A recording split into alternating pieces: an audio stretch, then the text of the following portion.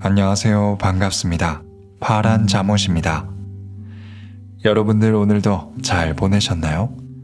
오늘은 잠들며 읽을 책으로 심리학 책 한 권을 들려드리려고 합니다. 인간의 마음을 다루는 심리학은 우리와 가장 가까이에 있는 학문이라고 할 수 있습니다. 하지만 막상 접해보면 복잡하고 심오해서 깊이 파고들 엄두가 나지 않죠. 심리학에 더 쉽고 가볍게 들어설 방법을 이 책은 명저를 말합니다. 심리학 전문 용어나 어려운 이론들을 공부하기 전에 먼저 이름난 저서들인 명저를 접하고 그 핵심적인 사상과 우리에게 미친 영향들을 알아보는 것입니다. 이 책은 그러한 심리학 명저들을 선정하여 소개하는 것을 목표로 삼고 있습니다. 심리학의 종류는 실제로 다양한데요. 우리가 느끼는 감각으로부터 발생한 심리를 연구하는 인지심리학, 인간 성장에 초점을 둔 발달심리학, 인간의 활동과 같이 사회적 활동에 중심을 둔 사회심리학 등이 그러한 것입니다. 오늘은 이러한 심리학의 역사에 한 획을 그은 저서들의 이론들을 소개해 드리려고 합니다. 그럼 오늘도 책 읽으며 잠드는 편안한 밤 보내시길 바랍니다. 제1부 인지행동심리학 첫 번째 이야기. 한번 들은 것들을 모두 기억할 수 있다면 행복할까? 책 모든 것을 기억하는 남자는 기억력이 남다른 한 남자의 세계를 그리고 있습니다. 저자 루리아는 기억력 검사를 받고 싶다며 찾아온 기자 솔로몬과 만나게 되죠. 이 남자는 고도로 발달한 공감각 능력의 소유자였습니다. 보고 들은 모든 것들을 사진처럼 선명하게 머릿속에 넣어두었다가 필요할 때는 언제든지 꺼내 떠올릴 수 있었죠. 루리아는 수십 년 동안 이 솔로몬과 꾸준히 접촉하며 그 놀라운 기억력의 비밀을 낱낱이 탐구해 이 책을 쓰게 되었습니다. 이 책은 기억의 병리학에 대한 임상 보고서라는 점과 기억 전반에 대한 이해 폭을 넓혀 주었다는 점에서 심리학 고전으로 평가받고 있습니다. 탁월한 기억력에 대해 고찰하는 것은 물론 기억의 현상과 이상 발달을 함께 살펴볼 수 있었죠. 이 책을 쓴 알렉산드로 로마노비치 루리아는 러시아 출신의 세계적인 신경심리학자입니다. 카잔 대학의 카잔 정신분석협회를 설립했고 지그문트 프로이트와 서신을 교환하기도 했죠. 1923년 그는 사고 과정과 반응 시간과의 관계 연구로 학계의 인정을 받고 모스크바 심리연구소에서 일하게 되었습니다.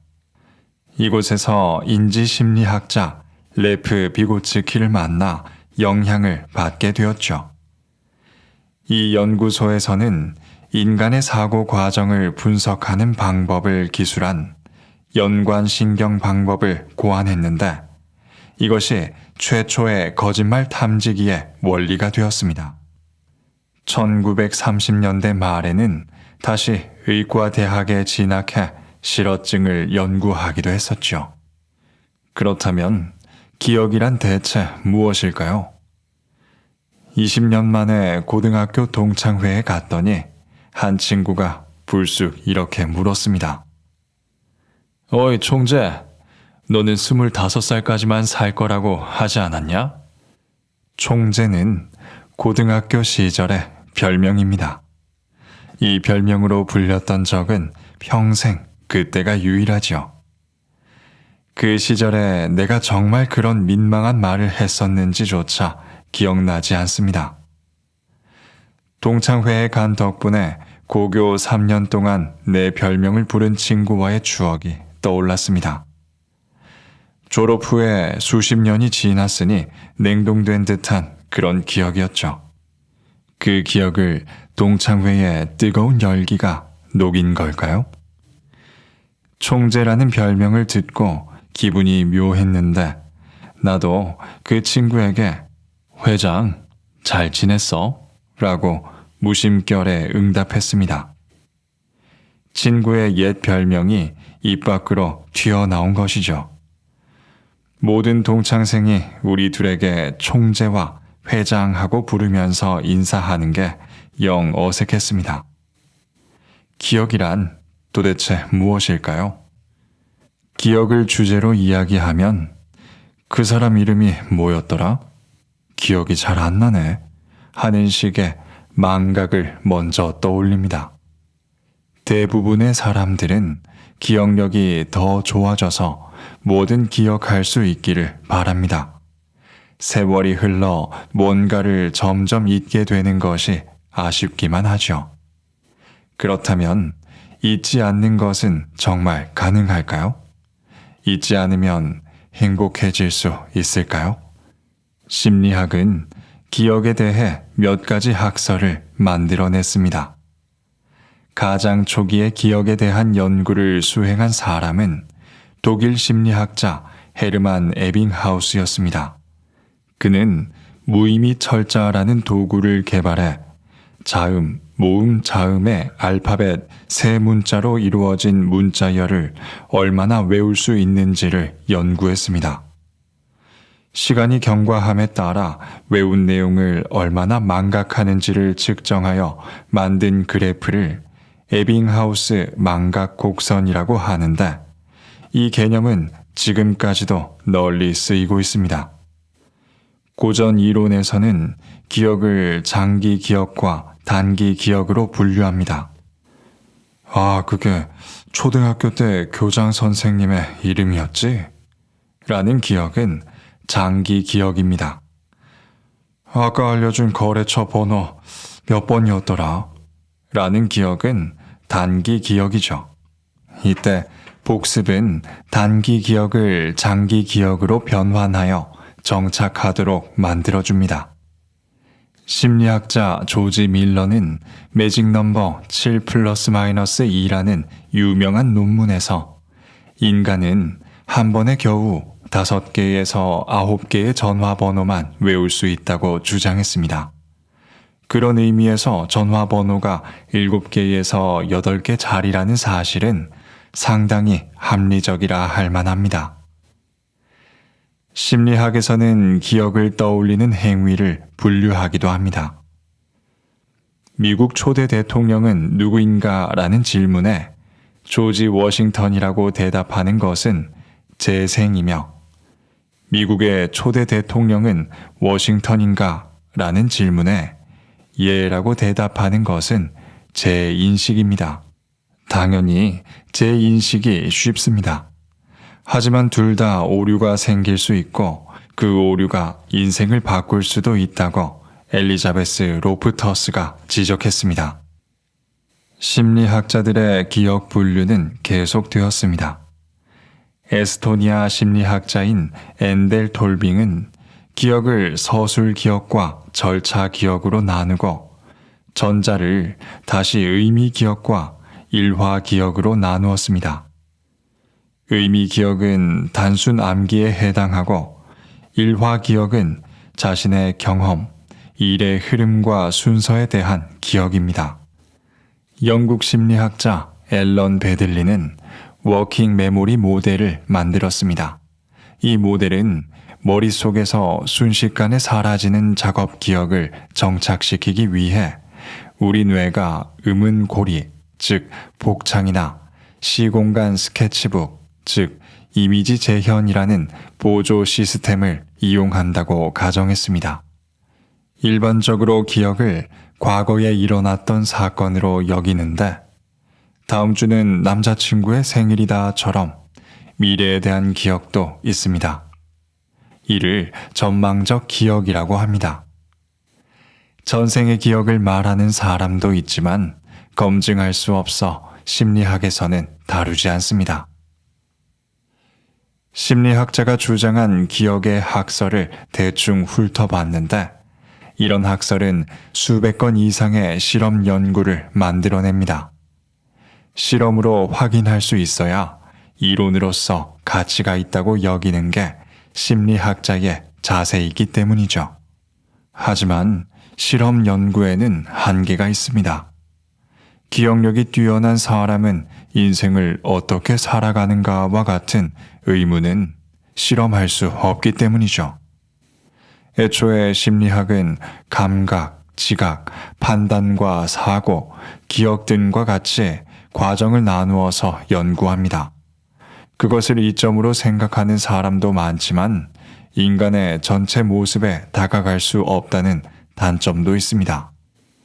러시아의 심리학자 루리아는 우연한 기회를 통해 기억이 한 사람의 인생에서 어떤 영향을 끼치는지 관찰하고 연구할 수 있었습니다.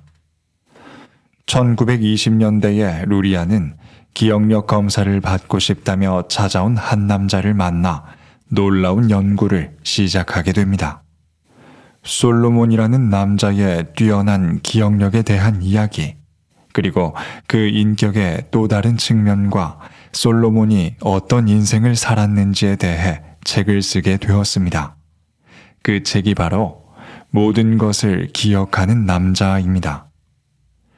이 책의 주인공 솔로몬은 음악가의 꿈을 이루지 못하고 신문 기자가 되었습니다. 신문 기자는 하루 동안에도 취재를 여러 건 해야 할 때가 있었습니다. 데스크로 불리는 상사가 솔로몬에게 긴 취재처 리스트를 알려주었는데 그는 필기를 하지 않았죠. 불성실한 모습에 상사가 화를 내자 솔로몬은 취재처 리스트를 완벽하게 줄줄 외워 보였습니다. 제 인식이 아니었습니다. 게다가 필기 없이 무엇이든 기억하는 자신의 능력을 특별하게 생각하지도 않았습니다.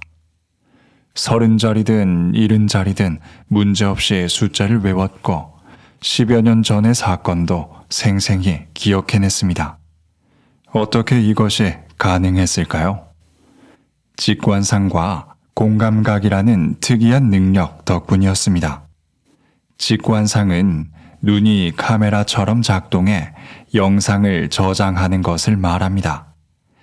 일반인은 한 건물을 보고 몇 층인지 바로 알 수 없지만 직관상이 뛰어난 사람들은 자신이 축적한 직관상을 바탕으로 천천히 셀 수 있습니다. 공감각이란 하나의 감각 자극에서 여러 감각 자극이 일어나는 현상입니다. 앞에서 설명했듯이 심리학에서는 인간의 인지 과정을 감각, 지각, 판단과 사고, 그리고 기억의 형태로 분할해 생각하며 각 과정을 나누어서 다루므로 공감각 연구는 어렵습니다. 또한 많은 사람들이 가진 성질이 아니면 연구하기 어렵다는 한계 때문에 솔로몬과 같은 사람이 가진 특수한 능력은 좀처럼 검토될 수 없었죠. 루리아 연구의 주인공 솔로몬은 신문 기자로 성공하지 못하고 기억술사가 되었습니다. 하지만 그의 기억을 뒷받침하는 직관상과 공감각이 항상 장점으로 작용하는 것은 아니었습니다. 오히려 생활에 지장을 줄 때도 있었죠. 말과 동시에 다른 감각들이 작동한다는 것은 때로 많이 불편한 일이었습니다. 솔로몬에게는 문장, 특히 시에 담긴 의미를 해석하는 일이 무엇보다도 어려웠습니다. 그는 계단을 내려가기 시작했다라는 시적 표현을 생각해보죠. 어려움에 맞서 싸운 끝에 체념한 상황을 빗대어 표현한 것이었습니다. 솔로몬의 경우 이 문장을 읽으면 누군가가 이를 그르쳐서 상사에게 혼이 나는 이미지 위에 그가 실제로 계단을 내려가는 모습이 겹쳐 혼란에 빠지고 말았습니다. 솔로몬은 관련 없이 나열된 단어를 외우는 데는 특별한 능력을 보였지만 일상에서 여러 비유를 포함한 풍부한 표현을 이해하는 데는 한계가 있었습니다. 솔로몬의 사례를 통해 우리는 무언가를 잊는다는 일이 때로는 얼마나 의미 있는 일인지 다시 한번 생각해 볼 수 있습니다. 두 번째 이야기. 무기력을 학습한다는 것. 학습된 무기력, 낙관주의, 긍정심리학 등의 개념을 제시한 미국의 심리학자 마틴 셀리그만의 책 낙관성 학습은 낙관론을 과학적으로 설명하고 있습니다. 이 책의 3분의 2는 비관성과 낙관성, 학습된 무기력, 즉 자신은 아무것도 변화시킬 수 없다고 여겨 포기하는 것, 그리고 설명 양식, 즉 사건이 일어난 이유를 자기 자신에게 습관적으로 설명하는 방식, 그리고 우울증, 이러한 것들이 행복과 성공에 미치는 영향에 대한 심리학적인 논의로 이루어져 있습니다. 셀리그만은 동물을 대상으로 한 연구와 사례를 통해 자신의 주장을 뒷받침하죠. 심리학사적으로 셀리그만의 연구는 행동주의에서 인지주의로 이행하는 시기에 중요한 역할을 담당하는 연구로 평가받고 있습니다. 프로이트는 우울증이 자신에 대한 분노라고 설명했는데 이런 설명보다 훨씬 효과적이고 치유적인 셀리그만의 생각은 정신의학에도 영향을 미쳤죠. 무엇보다 행동이론에 입각한 행동치료, 인지행동치료의 길을 터주었습니다. 1996년 마틴 셀리그만은 미국 심리학회 회장으로 선출되었습니다. 취임식에서 그는 긍정심리학의 강연을 했죠. 이 강연은 존 왓슨이 행동주의를 선언하고 견인했던과 마찬가지로 긍정심리학 분야를 견인하는 계기가 되었습니다. 끊임없이 혁신을 이루어온 심리학의 역사 속에서 셀리그만은 중심 인물 중 한 명으로 꼽히고 있죠. 소주제, 무기력을 학습하다. 범죄 사건에서 용의자가 허위 자백을 하고 누명을 쓰는 일이 종종 벌어집니다. 언뜻 이해가 잘 가지 않는 일입니다. 자신에게 유리하게 거짓말을 해도 모자른 상황에서 거꾸로 불리하게끔 거짓말을 한다니 말이죠. 1990년 일본에서는 4살배기 여자아이를 살해한 범인으로 스가야라는 남자가 붙잡힌 사건이 있었습니다. 이 남자는 무려 17년 동안 복역한 후에 2010년 최신 DNA 감정을 통해 최종적으로 무죄 판정을 받았죠. 스가야는 처음 범인으로 지목되었을 당시 취조 과정에서 허위 자백을 강요받았었는데 이상하게도 이후 재판에서 한 번도 번복하지 않았습니다. 법정에서는 자기 편인 변호사도 있었으니 저는 살인을 하지 않았습니다. 자백을 강요당했습니다. 정도는 말할 수도 있지 않았을까요? 왜 그런 시도조차 하지 않았을까요? 심리학 관점에서 볼 때 스가야는 학습성 무기력 상태였던 것 같습니다. 무슨 일을 해도 안 된다는 절망감과 무기력에 휩싸였던 것이죠. 안 했다라고 아무리 진실을 말해도 상대해주는 사람이 없었던 것입니다. 오히려 폭행을 당했을지도 모르죠.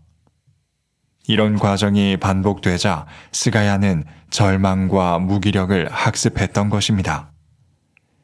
여기서 학습이란 경험적으로 이해한다는 의미입니다. 스가야는 자신의 힘으로 아무것도 바꿀 수 없다는 사실을 경험하고 허위 자백을 하는 게 최선이라고 이해했을 것입니다. 학습된 무기력은 심리학에서 우울증 행동 모델로 알려져 있습니다. 주창자는 마틴 셀리그만이죠. 미국 펜실베니아대 대학원에 입학한 그는 개를 대상으로 한 동물 실험이 실패했다는 소식을 접합니다. 펜실베니아대는 개에게 특정 소리를 들려준 후에 약한 전기 충격을 주는 조건을 부여해 소리만 들어도 충격을 피하게 되는지 연구하고 있었습니다.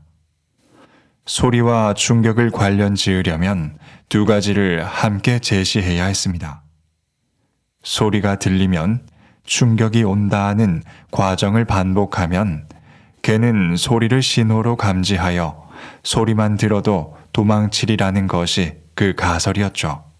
하지만 실제로 실험해 보니 소리를 들은 후에 충격을 피하려는 개는 없었습니다.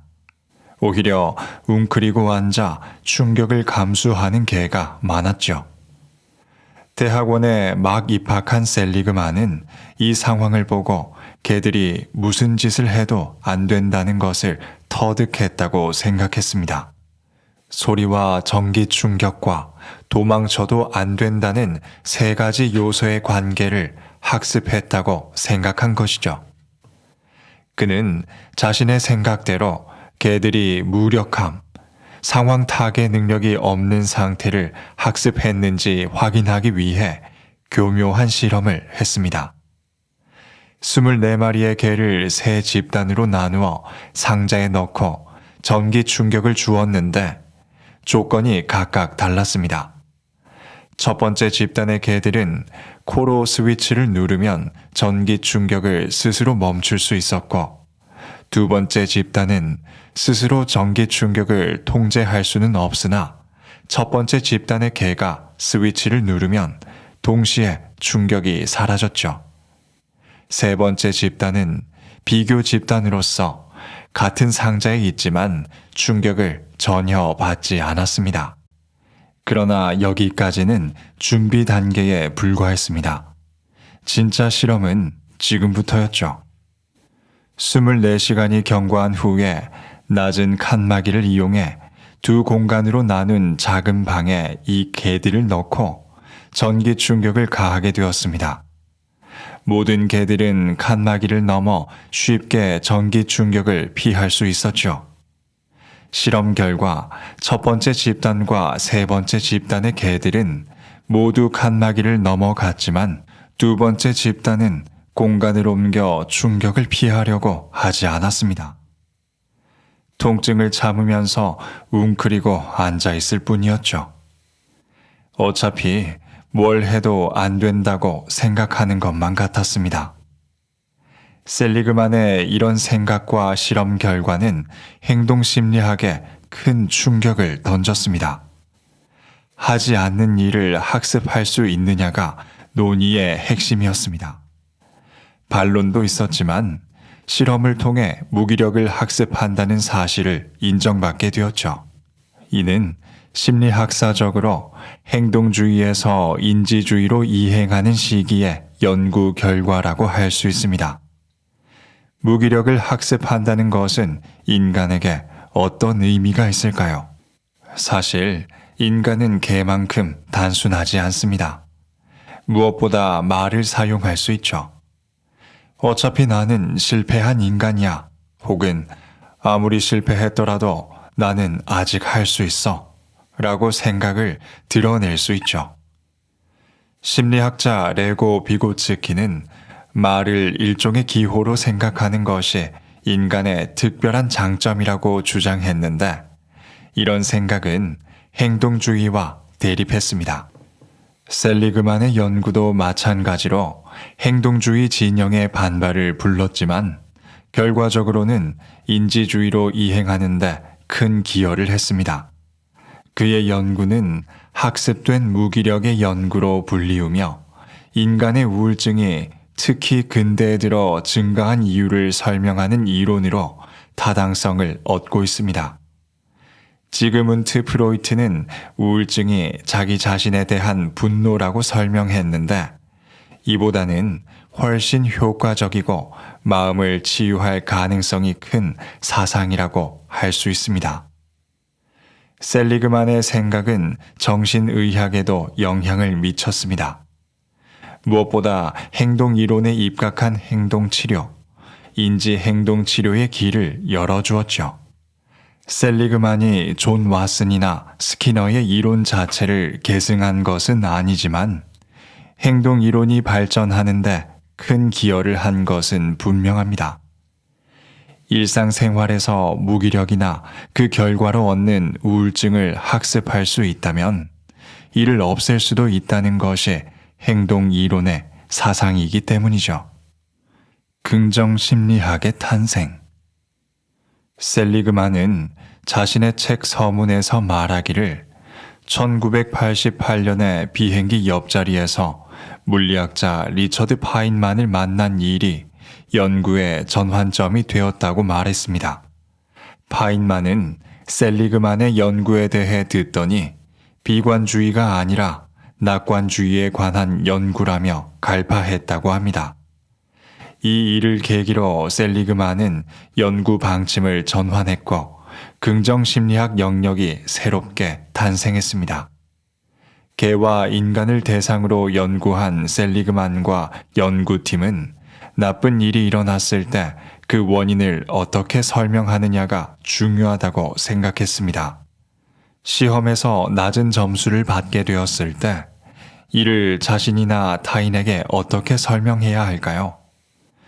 어차피 나는 멍청해 라는 반응이 일반적일 것입니다. 한편 교실이 시끄러웠다고 변명하는 사람도 있을 테죠. 전자는 능력에 초점을 맞추었는데 사람의 능력은 바꾸기 어렵기 때문에 비관적 관점이 됩니다. 소음을 언급한 후자는 소음이 없으면 시험을 잘 봤을 것이라 라는 낙관적 관점을 가지게 되죠. 하지만 애당초 소음이 원인이라면 같은 학급의 모든 학생들이 영향을 받을 것이므로 자신의 성적만 올릴 수가 없습니다. 셀리그만은 멍청하다, 시끄러웠다라는 설명에 숨은 차원이 있음을 알아냈습니다. 바로 내적과 외적, 영구적과 일시적, 보편적과 특수적이라는 이 차원입니다. 합리화한 차원은 이후의 관점에 영향을 미치게 됩니다. 쉽게 말해 실패의 원인을 내적, 영구적, 보편적으로 설명하면 전부 자기 자신을 질책하게 되므로 비관적이고 억울한 감정을 일으킵니다. 그 반대의 경우라면 낙관적으로 될 수 있죠. 사회가 요구하는 긍정심리학. 1980년대에 한 생명보험 회사는 직원들의 높은 퇴직률 때문에 골머리를 앓았습니다. 새로 채용한 보험 설계사 5,000명 가운데 1년 후 절반이 퇴사하고 4년 후에는 80%가 그만두는 실정이었습니다. 이 기업은 셀리그만에게 의뢰하기를 처음부터 좌절감이 높은 지원자를 가려낼 수 있는 방법을 알려달라고 요청했습니다. 그러자 셀리그만은 이 회사에 낙관도 테스트를 제공했죠. 실제로 낙관도 테스트를 실시해보니 상위권에 기록된 직원들의 계약 성공 횟수가 하위권보다 더 많은 것으로 나타났습니다. 이들은 유능할 뿐 아니라 더 안정적으로 오랫동안 근속하는 모습을 보여주었습니다. 1996년 마틴 셀리그만은 미국 심리학회 회장으로 선출되었습니다. 취임식에서 그는 긍정심리학 강연을 했었죠. 이 강연은 존 왓슨이 행동주의를 선언하고 견인했듯이 긍정심리학을 이끈 계기가 되었습니다. 심리학은 언제나 혁신을 이루어왔으며 셀리그만은 그 중심 인물 중 한 명으로 꼽힙니다. 덧붙이자면 긍정심리학의 선구자로 평가받는 인물은 에브라햄 메슬로이며 그의 주창자로 미하이 칙센트미하이 등이 있습니다. 칙센트미하이는 인간이 몰입 상태에서 더 뛰어난 능력을 발휘할 수 있다는 주장으로 널리 알려져 있습니다. 이들의 연구 외에도 인생의 긍정적인 측면을 다루는 긍정심리학은 앞으로도 더 발전할 것입니다. 제2부 발달심리학. 첫 번째 이야기. 전체 사고 능력을 파악하는 지능 검사의 시작. 프랑스의 심리학자이자 의사인 알프레도 비네는 최초로 실용 가능한 지능 검사를 만들었습니다. 지능의 실험적 연구는 알프레드 비네와 시어도 시몽, 두 사람의 지능에 대한 논문 5종을 수록한 책이죠. 19세기 말 알프레드 비네는 프랑스의 신흥학문이었던 심리학에 매료되게 되었습니다. 인간의 사고 과정에 대해 독창적인 연구와 저술을 이어가던 중에 1890년 무렵부터 아동 발달에 관한 관심을 가지게 되었죠. 이후 장기간에 걸쳐서 아동 연구에 매진했으며 1905년에는 정부의 요청에 따라 젊은 의사 시몬과 협력하여 아동심리검사법을 최초로 발표했습니다. 이것이 지금까지도 가장 널리 사용되며 신뢰받고 있는 비네 시몬 검사법의 원형입니다. 비네는 지능이 복잡하다고 가정했습니다. 그래서 주의력, 이해력, 판단력과 추리력 등 영역에 따라 전체적으로 다루고자 했었죠. 아이의 사고 전체를 파악하고 양육자를 면담하는 방식이 아니라 당사자를 직접적인 검사 대상으로 삼았던 비네의 지능 검사는 큰 진전으로 평가받습니다. 알프레드 비네는 정신분열증 연구에서도 큰 성과를 거두었습니다. 지능의 실험적 연구에는 그가 이룬 심리학적 업적이 축적되어 있죠. 첫 번째 소주제, 지능 검사와 지능 지수. 저는 지능 검사와 지능 지수에 상당히 비판적인 입장이었습니다. 숫자로 인간을 관리하는 말도 안 되는 도구라고 생각했기 때문이죠. 추상적 개념을 측정 가능한 속성으로 바꾸는 소위 조작적 정의 역시 믿지 않았습니다. 지능 검사를 만든 알프레드 비네는 정말 어처구니 없는 것을 개발한 사람이라고 생각했습니다. 하지만 그는 제가 생각한 검사주의, 수치지상주의, 측정주의자, 조작적 정의주의자가 아니었습니다. 아이를 자신의 눈으로 직접 확인하고 아이에게 더 나은 미래를 주기 위해 고민한 인물이었습니다. 개인적으로 저는 비네의 원전을 읽지 않고서는 지능 검사를 무분별하게 시행하는 것을 엄격하게 금지해야 한다고 생각합니다. 19세기 말 비네는 프랑스에서 신흥학문이었던 심리학에 심취해 있었습니다. 그는 인간의 사고 과정에 흥미를 느꼈었는데 아이가 암시의 영향을 받는다는 사실에 주목했죠. 그때 프랑스에서는 모든 아이를 학교에서 교육할 수 있는 체계가 마련되는 중이었습니다. 하지만 그 중에는 집단 교육의 학급 진도를 따라가지 못하는 아이도 있어서 행정적 측면에서 객관적으로 아이들을 파악하는 것이 급선무였죠. 일상에서 어떤 사람이 머리가 좋다거나 나쁘다는 것을 판단하는 것과는 달리 국가가 지체아를 판정하는 일은 훨씬 심각한 일이며 매우 신중해야 했습니다. 얼마나 똑똑한가를 판단하려는 시도는 1879년 심리학이 성립하기 전후에도 다양한 형태로 이루어졌습니다. 스프루자임이 창시한 골상학은 머리 모양으로 똑똑한 사람인지 아닌지를 구별했습니다.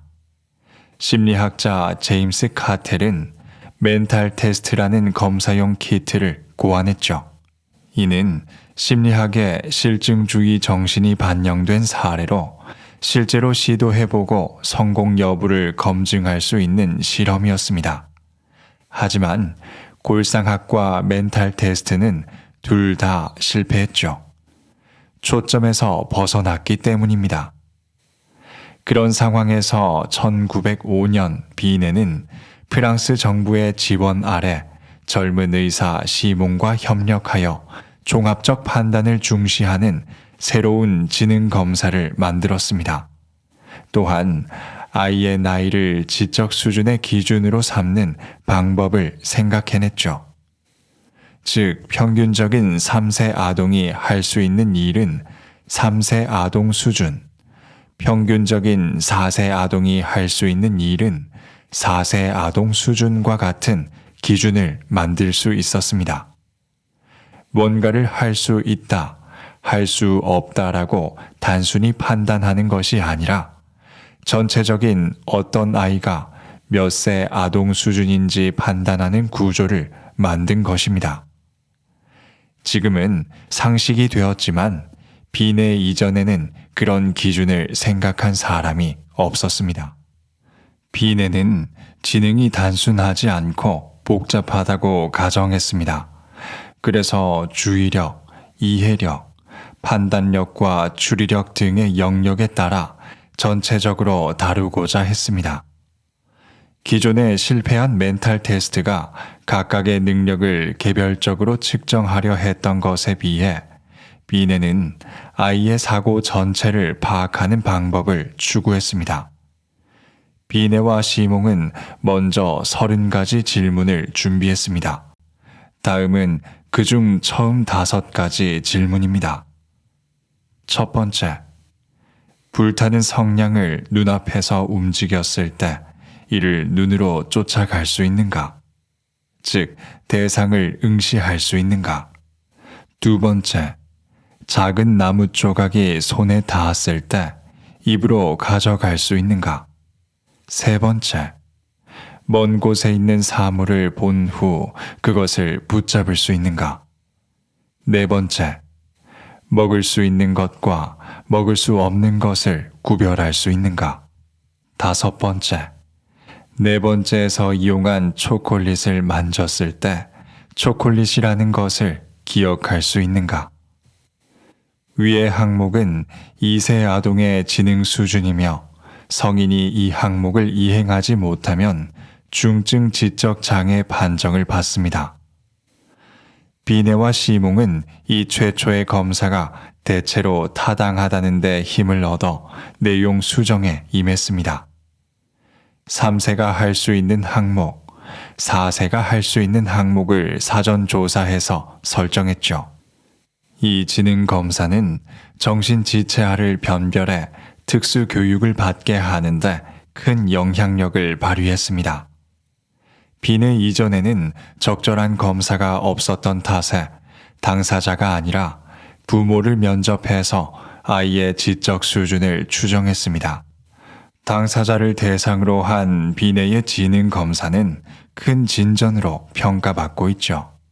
하지만 비내가 개발한 지능 검사는 아이를 유심히 관찰해 그 실태에 맞춰서 교육하도록 한다는 원래의 의도와는 다른 형태로 발전하게 되었습니다.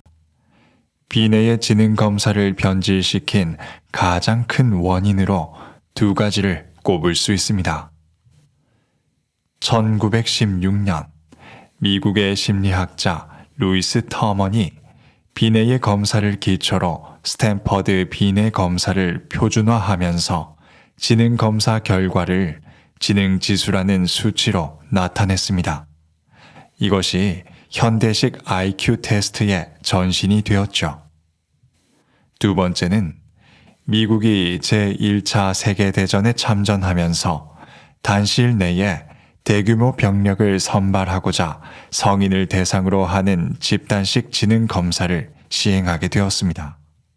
그 결과 IQ가 낮은 사람들은 이민을 배제하거나 강제 불임 수술을 시행하기도 했죠. 비내가 의도한 바와 정반대의 결과였습니다. 지금도 지능 검사는 세계 곳곳에서 너무도 쉽고 흔하게 이루어지고 있습니다. 지능 검사를 하려거든 적어도 비내의 정신을 알았으면 합니다. 제3부 사회심리학 첫 번째 이야기 인간은 왜 힘들게 거머쥔 자유를 스스로 포기하는가? 독일 정신분석학자 에리히 프롬의 책 자유로부터의 도피는 나치즘의 대두를 사회심리학적 측면에서 분석해 주목을 받았습니다. 이미 손에 넣은 자유를 부담으로 여기고 권위주의와 나치즘을 환영한 독일인들의 심리를 통찰한 책으로 유명하죠. 자유로부터의 도피는 프로이트의 정신분석과 마르크스주의를 융합한 프랑크푸르트 학파의 대표작이라는 평가를 받고 있습니다. 이 책은 자유에 대한 개론서이기도 합니다. 에리 프롬은 자유를 소극적인 자유와 적극적인 자유로 나누었습니다. 전자는 1차적 유대감에서 풀려난 자유이며 고독이나 불안을 동반하는 위험이 있습니다. 후자는 개인의 전체적인 성격 구조를 아우르는 개념으로서 적극적이고 자발적으로 행위하는 과정에 존재합니다. 에리히 프롬은 이 책을 통해 인간의 본질에 대해 깊이 생각하게끔 만드는데 성공했습니다. 에리 프롬은 한평생 인간에게 자유의 의미가 무엇인지 물었습니다. 자유로부터의 도피로 에리 프롬은 전 세계에 이름을 알렸으며 이 책은 사회를 바라보는 새로운 방법론의 신호탄이 되었습니다. 사회심리학적 시각으로 현대인이 소외되는 양상을 고찰하고 인간이 참다운 자아를 실현해 나가는 길을 찾고자 했던 프롬의 노력은 이후에도 계속되었습니다. 베스트셀러인 사랑의 기술, 소유냐 존재냐는 그런 노력의 결과물입니다. 첫 번째 소주제, 악에 대한 통찰. 제2차 세계대전 이후 사회과학 발전의 원동력은 히틀러라는 고약한 농담이 있습니다. 히틀러는 1933년 독일에서 나치당을 거느리고 정권을 장악한 후에 유대인 학살을 국가 정책으로 설정하고 제2차 세계대전을 일으켰습니다. 물론 히틀러의 영향을 받은 연구라는 것이 히틀러는 나쁘다, 나치 독일은 악하다처럼 단순한 선악관에 입각해 악을 처단하는 식으로 발전한 것은 아닙니다. 악에 대한 사회과학적 고찰과 통찰을 시작한 인물은 바로 급진주의 정신분석가라 불리는 에리히 프롬입니다. 그는 독일 파시즘이 성행한 원인을 사회심리학의 입장에서 동시대적으로 분석해 1941년 자유로부터 도피를 출간했습니다. 이미 손에 넣은 자유를 부담으로 여기고 권위주의와 나치즘을 환영한 독일인들의 심리를 통찰한 책으로 유명합니다.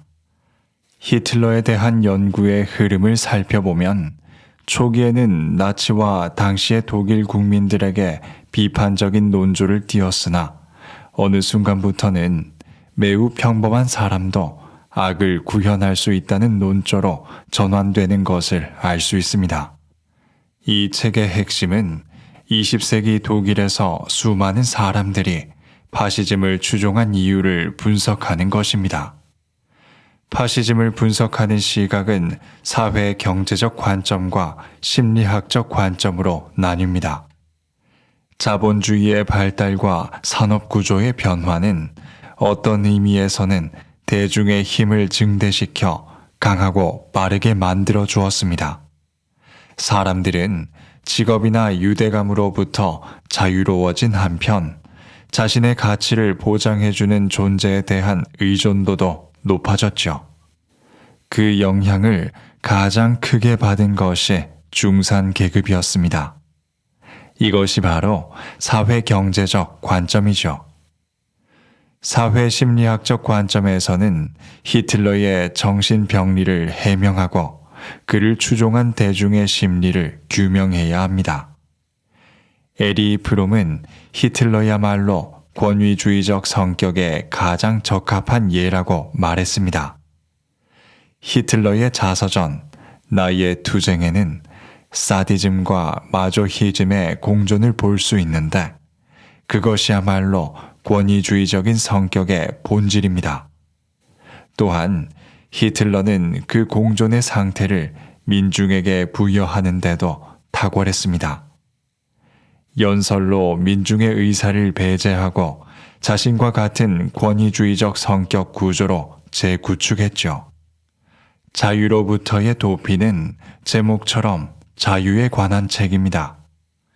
에리 프롬은 자유를 소극적 자유와 적극적 자유로 나누었습니다.